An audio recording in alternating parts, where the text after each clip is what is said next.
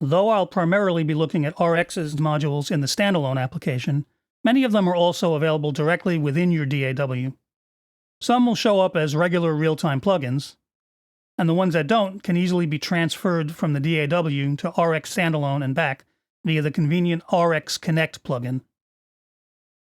RX's plugins are available in all the standard formats: AAX, AU, and VST. Here, in Pro Tools, you can see the list of RX plugins that appear in the regular real-time plugin menu. As you can see, it's a smaller subset of the large collection we saw in the standalone application.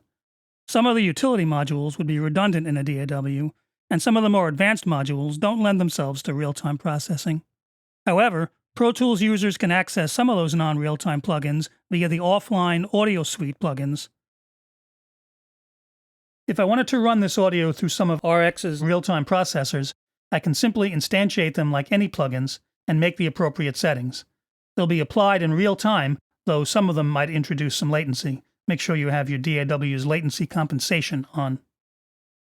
We're still spinning around, but there's something that's gone. We're still spinning around, but there's something that's gone. If you need to apply some processing in the RX standalone, the RX Connect plugin provides a quick and efficient way to transfer a selection of audio between the DAW and RX. It works a little differently in different DAWs. In Pro Tools, RX Connect shows up as an Audio Suite plugin. There are two options. Reference simply lets you send the selection to RX standalone, a one-way trip, while Repair lets you send it, process it there, and then return it to Pro Tools, replacing the existing clip. Let's do that. I'll select Repair and hit Send. That section of audio will appear in the RX standalone application, and the tab will indicate that a connection is active with Pro Tools.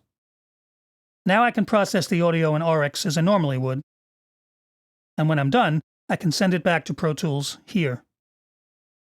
Back in Pro Tools, I'd then hit the Render button, and a new audio file would be created with the processed audio from RX replacing the selected clip.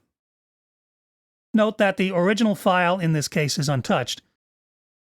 If I thought I might want to revisit that bit of processing, I could also save an RX file, which would include my processing settings and reference the original file, so I could go back and try again if I chose to.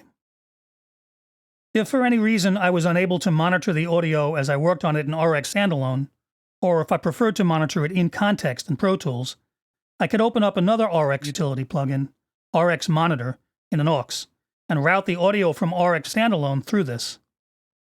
In RX's preferences, I'd select RX Monitor, and now the sound will appear in the Pro Tools aux. We're still spinning around, but there's something that's gone on our way. This might be preferable if, say, I had other real-time effects in Pro Tools I wanted to hear applied to the audio as I was processing it in RX. When I want to work with RX standalone again on its own, I just switch the preference back to my usual audio driver. As I said, in other DAWs, things might work a little differently, but it should be equally simple and straightforward. So, when you're working in your preferred DAW, whether you choose to apply RX's processing via real-time plugins when available, or via a quick and easy transfer between the DAW and RX standalone, iZotope's got you covered. Next up, I'll start going through the individual processors, beginning with the declip module.